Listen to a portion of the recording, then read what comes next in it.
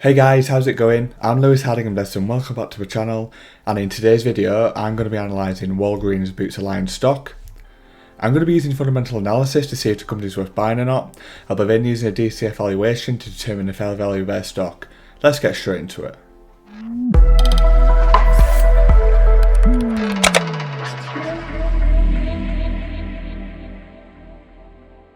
The Walgreens Boots Alliance is an American holding company headquartered in Illinois, and it owns various retail pharmacy chains, which are basically Walgreens and Boots. It also owns several pharmaceutical manufacturing and distribution companies. The company was formed in 2014 after Walgreens purchased the remaining 55% stake in Alliance Boots, which it didn't own. So basically what happened was Walgreens bought Boots, and the combined company owned the main pharmacies in the UK and the US, as well as a few other countries as well. The company itself, it trades on the Nasdaq and it is a part of the S&P 500 index. Now let's move on to the sales for Walgreens, and it's broken down into pharmacy, retail and wholesale. So pharmacy makes up the vast majority of their sales, totaling $89 billion. Retail makes up about $33 billion, and wholesale makes up the remaining amount. So yeah, overall this is a pharmacy business. Sales per region, you can see it is predominantly the US, which is the Walgreens branch, making up 85%. That's a big figure, isn't it? So Walgreens is clearly the bigger business, but then there's Germany and the UK, and then other as well, but yeah, like I said, predominantly US based. So now let's have a look at the income statement extract for Walgreens Boots Alliance, and all of this data is in US dollars and it's been taken from macro trends. So yeah, you can see from 2017 to 2021 the revenue has increased ever so slightly, not major amounts, but it is increased nevertheless. So great stuff really when you look at it like that. A bit of a negative though is you can see the profit figure.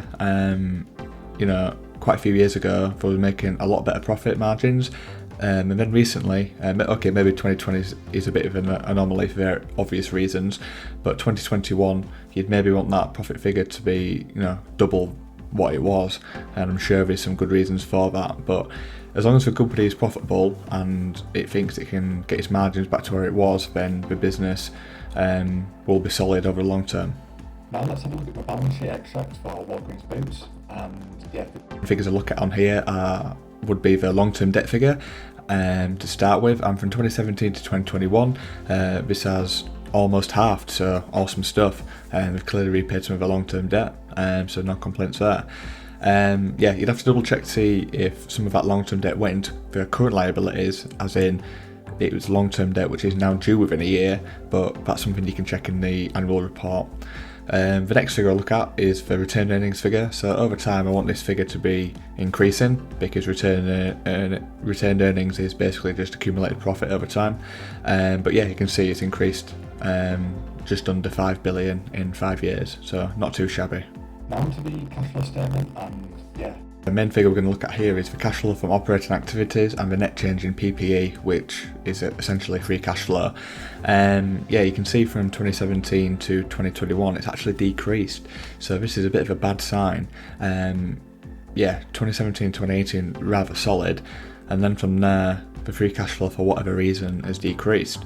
So something definitely need to look at, because you want this figure going up over time, not down, for obvious reasons. But then looking at the cash flow from investing activities, some of the lines down there, I like to look at what dividends have been paid, because I like this figure to be going up over time. As long as a company can afford it, dividends are a good way of showing that a company over time can return capital to shareholders, and it's a solid proof that they can do this. It looks like they're quite consistent. It's not up over the 5 years, but it's remained consistent, so at least they are paying cash out. Now let's have a look at the key financial ratios, and having a glance over some of these. So the current ratio over time looks like it's been decreasing, so it's looking like there could be some liquidity issues with Walgreens. I like to have this figure above 1, and it's a little bit of a concern that it is 0.7. But what is a good sign is the long-term debt to capital is decreasing over time, so their long-term debt to equity is decreasing. It's only at a rate of 24%, which is awesome.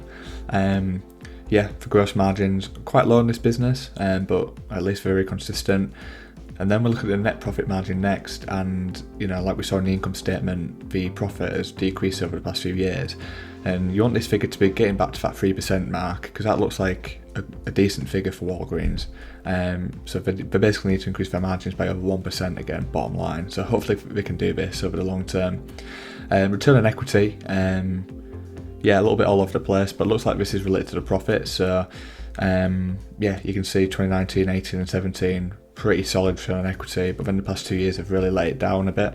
So you just want them to get more profitable again, and that return on equity will rise. Now let's have a look at my genuine impact stats for Walgreen Boots Alliance. We'll start with the two metrics I really like about genuine impact is quality and value metrics. So we'll start with the quality, and the profitability side of things is pretty high. Financial strength is showing weak. Capital allocation very sound. So a bit of a mixed bag there, but overall it's showing a high ranking. And then onto the value bit. My favourite bit, being a value investor, it's looking very cheap overall. And with it having the shield around it, it means it's one of the best stocks value-wise on the market from genuine impact. So the income statement is showing very cheap, balance sheet cheap, and cash flow very cheap. So all good things to look out for. So it's looking like the market is undervaluing the business based on these metrics. Then looking at the growth figures in the bottom left-hand corner, and it's looking, pretty steady away. Revenue and earnings per share medium, and then dividends per share and free cash flow to equity high. So it's looking all good really. It's looking like it's a low valuation, so very cheap, but then it's all got a little bit of growth there as well. So that's something we do love to see. So now let's have a look at my analysis checklist for Walgreens Boots Alliance. And the company itself is listed on the Nasdaq in the US. And the company's got a market cap of $42 billion. Current price of $48.06 at the time of recording. So let's have a look. The first pillar, profitable high returns on capital using low leverage. It's looking a bit bad here, but this is because I've got quite high standards in terms of my profit margins and return on equity. So the gross margin and net margin don't hit the mark, with the 5-year averages being 23% and 2.6% respectively. What you could say is the past 2 years have maybe brought these figures down a bit, but at least they are consistent generally over time. If you look at the 10-year chart, 10-year chart, sound like a trader there, 10-year, key financial ratios, you'll see it's relatively consistent. Return on equity before 2020 and 21 was above 15, so if they can get back to pre-pandemic levels, then maybe that return on equity will get higher, which will be good for us shareholders. Long-term debt to equity is a very positive sign though. There's not much debt in the business compared to its size, so awesome stuff. Current ratio below 1, I would like to see this above 1, but it's not the biggest concern in the world, to be totally honest. Proven ability to grow, we have grown the revenue over 5 years, which is decent, but net income, shareholder equity growth and free cash flow growth hasn't been there. Free cash flow would be the one I want them to get growing a bit, to be totally honest. Great capital allocation, this is looking half decent though. Dividend growth hasn't been there, it's been pretty stagnant / just the same, so take that as you will. At least they are paying out a consistent dividend. Long-term debt repayment, they have been doing this. In some ways I prefer that than paying higher dividends. Get rid of your debt, then load up the dividends, I say, or buy back shares if your stock's cheap. Hence, that's what I'd do. And you can see we've decreased the shares outstanding by a hell of a lot over the past 5 years. So this is something I would rather than do that when the stock's cheap than pay a dividend, because we will get high returns as shareholders. They decrease the share capital, us as shareholders own a bigger piece of the pie of the business. It's a win-win. And I'd say they have made good acquisitions, because buying boots in the UK, great acquisition, to be totally honest. Boots are absolutely everywhere, so no complaints there. It looks pretty decent. But then what attracted me to this stock in the first place was the valuation of it. So currently it's showing a P ratio of 6.6 and a price to free cash flow ratio of 10.3. So this is a value investor's absolute dream, let's be totally honest. And for with my DCF valuation for a 10% return, we're looking at a share price of £66. So we're looking like an uplift of 36% to my fair value. So there's an ample margin of safety here for us value investors. So now let's have a look at my DCF valuation for Walgreens, and yeah, I've taken my free cash flow estimates from Market Screener using analyst estimates going into the next couple of years, so you know, nothing too crazy. My required rate of return is 10% because over time I want to, you know, achieve returns above 10%. This will get me to my financial goals, and yeah, it's spitting out a share price of $66. So yeah, and from the current share price of about $48 at the time of recording, it's probably not too different from what it will be. It does trade around a similar figure for now, but you're probably looking at 14% returns from the current share price, which is absolutely fantastic. So yeah, no complaints there. And what is interesting, if you look at the free cash flow, is remaining stagnant / not growing much. So it just shows if you can buy a stock at a low enough valuation, all the free cash flow is worth something. And I think this is the main case with Walgreens. Like, the market is really unloving Walgreens, and it's showing that in the valuation, but the free cash flow is looking really cheap, and this is what has attracted me to this stock. So what are my thoughts on Walgreens Boots Alliance? So for full disclaimer, I do own the stock and it's part of my investment portfolio, a stock portfolio. And yeah, what can I say? Based on current valuation, I think it's looking like a really good deal.